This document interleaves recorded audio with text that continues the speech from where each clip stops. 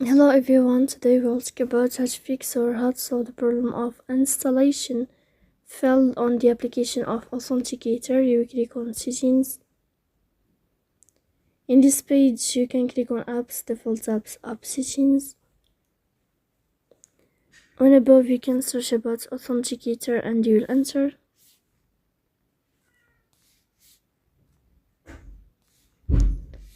Then you can click on first stop and you can click OK. After that you'll enter to the window of storage. Then you can click clear cache. In the end you can turn off your phone and you can turn on your phone again. If it's not working with you, then you can go to Play Store. You can search about Authenticator app and you can update your app if you'll find it here in this plus sign. So please don't forget to support us by like and subscribe. See you next time.